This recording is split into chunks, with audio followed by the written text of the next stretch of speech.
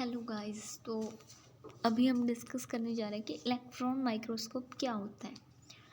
तो most light microscope can only magnify up to 1500x। मतलब ये क्या बताना चाह रहा है इधर, सबसे पहले ये देखते हैं कि हमारे पास लाइट माइक्रोस्कोप्स तो थे ही, तो हमें इलेक्ट्रॉन माइक्रोस्कोप की ज़रूरत क्यों पड़ी, क्यों बनाया हमने जब हमारे पास ऑलरेडी ही माइक्रोस्कोप है।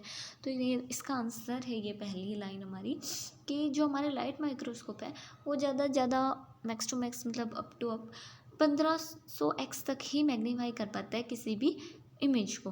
बट जो हमारे इलेक्ट्रॉन माइक्रोस्कोप्स होते हैं वो 1 लाख टाइम तक मैग्नीफाई कर सकते हैं हमारी इमेज को। जो हमारी रिजोल्यूशन होती है हमें पता है कि वो वेवलेंथ अपॉन न्यूमेरिकल अपर्चर के बराबर होती है। तो जितनी छोटी हमारी वेवलेंथ होगी उतना अच्छा हमारा रिजोल्यूशन होगा और इतनी ही क्लियर हमें इमेज मिलेगी। और यही बोल सकते हैं कि जितना ज़्यादा न्यूमेरिकल अपर्चर रहेगा उतना ही ज़्यादा अच्छा रेजोल्यूशन रहेगा और उतनी अच्छी क्लियर इमेज रहेगी। तो इलेक्ट्रॉन्स जो होते हैं उनकी जो वेवलेंथ होती है बहुत ही मतलब बहुत कम होते हैं एज़ कम्पेयर टू आपकी जो लाइट है। लाइट सोर्स वाले माइक्रोस्कोप्स हैं, लाइट सोर्स में जो लाइट लगती है उनकी जो वेवलेंथ रहती है वो बहुत ज़्यादा रहती है एज़ कम्पेयर टू इलेक्ट्रॉन्स की जो वेवलेंथ है उसके। तो इसकी वजह से क्या होता है, जो हमारे इलेक्ट्रॉन माइक्रोस्कोप है वो ज़्यादा अच्छी रेजोल्यूशन प्रोड्यूस करवाते हैं दैन हमारे लाइट माइक्रोस्कोप। तो इसीलिए हमने इनका इलेक्ट्रॉन माइक्रोस्कोप्स की हमें ज़रूरत पड़ती है। तो इसके देखो एडवांटेजेस क्या हो गए कि ज़्यादा मैग्नीफिकेशन पावर है इसकी और अच्छी रेजोल्यूशन है।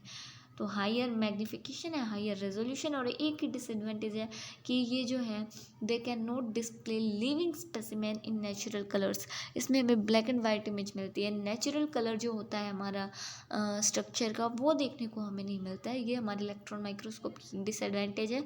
इसके अलावा आप ये भी लिख सकते हैं कि इसका जो साइज़ होता है काफ़ी बड़ा होता है, इसको ऑपरेट करने के लिए स्पेशल स्किल्स की ज़रूरत पड़ती है, मैनेज करने के लिए भी स्पेशली हमें इसको मैनेज करना आना चाहिए, इसकी नॉलेज होनी चाहिए, थोड़ी सी ट्रेनिंग लेनी पड़ती है। तो ये सब इसके हम डिसएडवांटेज लिख सकते हैं। बाकी सबसे बड़ी जो एडवांटेज है वो यही है कि 1 लाख टाइम तक ये हमारी ऑब्जेक्ट को मैग्नीफाई कर सकता है।